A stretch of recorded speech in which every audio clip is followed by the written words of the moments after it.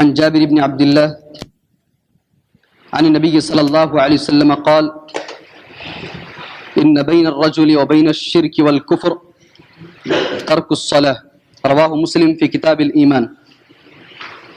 حضرت جابر بن عبداللہ رضی اللہ تعالیٰ عنہ روایت کرتے ہیں، نبی کریم صلی اللہ علیہ وسلم نے فرمایا، بے شک مسلمان اور شرک کے بیچ میں، مسلمان اور کفر کے بیچ میں نماز کا چھوڑنا حائل ہے، یہ فرق ہے۔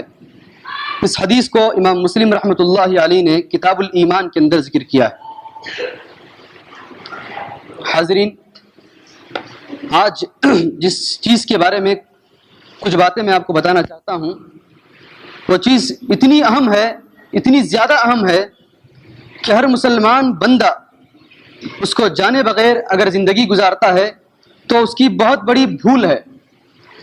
جو بھی چیز میں بتانا چاہوں گا اس سے پہلے ایک سوال میں آپ سے کرنا چاہتا ہوں، آپ میں سے کون ہے جو شرک کرنا چاہتا ہے، جو کفر کرنا چاہتا ہے؟ بتائیے، آپ میں سے کون ہے جو اس مندر کے پاس جا کر کے، جو سرکل میں ملتی ہے وہاں مندر کے پاس جا کر کے پوجا کرنا چاہتا ہے؟ کون ہے؟ کوئی ہے آپ میں سے؟ پوجا کرنے والوں کو پسند کرتے ہیں، شرک کرنے والوں کو پسند کرتے ہیں، درگاہ پر جا کر توکل مستان کی نظریں چڑھانے والوں کو پسند کرتے ہیں؟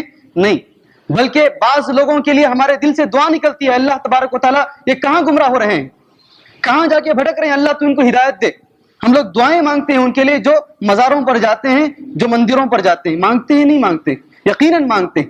اور اللہ کے نبی صلی اللہ علیہ وسلم نے حضرت معاذ رضی اللہ تعالیٰ عنہ کو فرمایا، اے معاذ، اگر تجھے جلا دیا جائے، اگر تجھے قتل کر دیا جائے، تجھے جلا کر راکھ کر دیا جائے تو شرک مت کر۔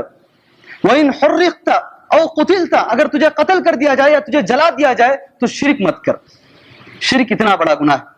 آپ میں سے ہر ایک نے کہا کہ کوئی شرک کرنا نہیں چاہتا ہے، اس کے باوجود میں کہتا ہوں آپ میں سے اکثر لوگ ایسے ہیں جو کفر کرتے ہیں اور شرک کرتے ہیں۔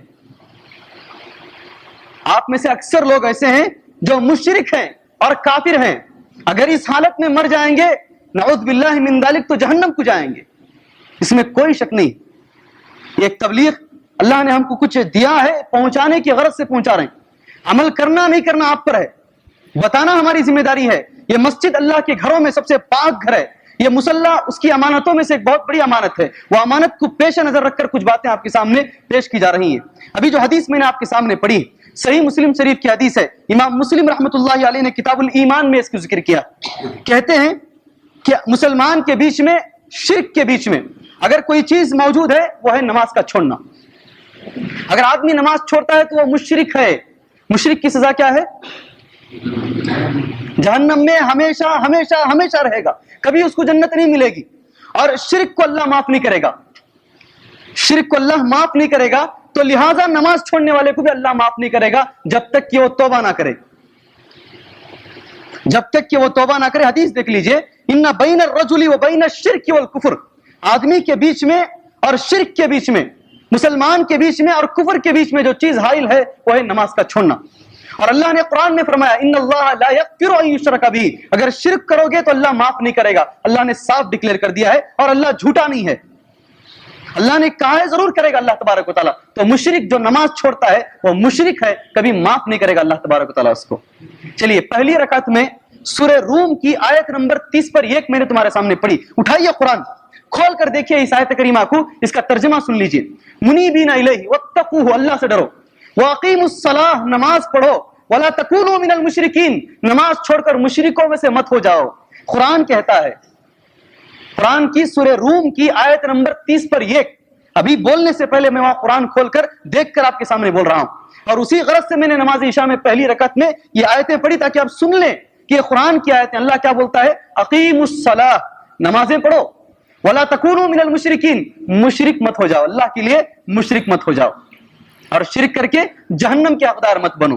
نماز چھوڑنا اتنا بڑا گناہ ہے۔ چلیے، کچھ باتیں، یہ صرف ہمارے پاس نہیں ہے، اماموں کی کچھ باتیں میں آپ کے سامنے رکھ دوں۔ یہ تو قرآن کی آیت میں نے پیش کی، حدیث میں نے پیش کی، کچھ اماموں کے اقوال میں آپ کے سامنے پیش کر دوں کہ امام صاحب کیا کہتے ہیں۔ سب سے پہلے حضرت امام احمد بن حنبل رحمۃ اللہ علیہ، یہ کیا کہتے ہیں نماز چھوڑنے والے کے بارے میں۔ فقال الامام احمد بن حنبل، امام احمد بن حنبل رحمۃ اللہ علیہ فرماتے ہیں، تارک الصلاۃ کافرا کفرا مخرجا من الملہ، نماز کا چھوڑنے والا ایسا کافر ہے کہ ملت اسلام سے خارج ہو جاتا ہے، وہ مخرجا من الملہ، یقتل، اس کو قتل کر دیا جائے گا، یقتل اذا لم یتب، اگر وہ توبہ نہیں کرے تو اس کو قتل کر دیا جائے گا، اور دوبارہ نماز نہیں پڑھے تو اس کو مار دیا جائے گا، امام احمد بن حنبل رحمۃ اللہ علیہ کا قول۔ اور آگے چلیے، وقال ابو حنیفہ ومالک والشافعی رحمهم اللہ علیہ مجمعین، امام مالک اور امام ابو حنیفہ یہ دونوں، ان میں سے امام مالک اور امام شافعی کہتے ہیں اس کو کافر تو نہیں کہیں گے لیکن البتہ اس کو قتل ضرور کریں گے، نماز چھوڑنے والے کو قتل ضرور کریں گے، امام مالک اور امام شافعی رحمۃ اللہ علیہ کے پاس۔ امام ابو حنیفہ رحمۃ اللہ علیہ کہتے ہیں اس کو زندگی بھر قید خانے میں ڈالیں گے اور خوب ماریں گے اس کو۔ کسی امام نے نماز چھوڑنے والے کے بارے میں رتی بھر بھی چھوٹ نہیں دی، حدیث میں ہے، قرآن میں ہے، اماموں کے پاس بھی ہے، کسی امام نے بھی چھوٹ نہیں دی۔ جب اتنی بات آپ کے سامنے واضح ہے، پھر نماز چھوڑنے کا مسئلہ، اگر کوئی نماز چھوڑتا ہے پھر وہ اللہ تبارک و تعالیٰ کو کیا جواب دے گا اور کیا اس کا انجام ہوگا، وہ اللہ سے بہتر جانے کہ وہ کیا جواب دے اللہ تبارک و تعالیٰ کے سامنے۔ یہ چند باتیں بتا کر نماز کے بارے میں جو سب سے زیادہ اہم ہے، اور ایک بات اور بھی سن لیں آپ، نماز چھوڑنا، بہت سارے لوگوں کو یہ بھی ڈاؤٹ ہے، ایک وقت کی نماز چھوڑے تو بھی کافر کیا، نماز کیسے چھوڑنا، یہ بھی ایک مسئلہ ہے، اس کو بتا کر اپنی بات کو ختم کر دوں گا میں۔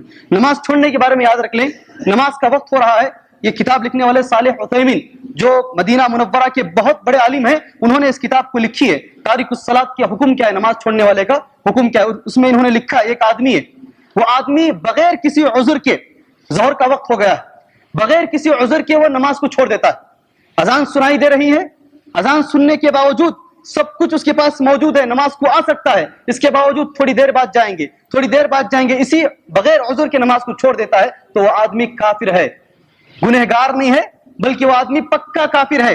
اب عذر کس کو بولتے ہیں، عذر کسے بولتے ہیں؟ سب سے پہلے اگر آپ دیوانے ہیں تو یہ عذر ہے، اگر آپ بے ہوش ہو گئے ہیں تو یہ عذر ہے، اگر آپ سفر کی حالت میں ہیں تو یہ عذر ہے، اگر آپ نیند کی حالت میں ہیں تو یہ عذر ہے۔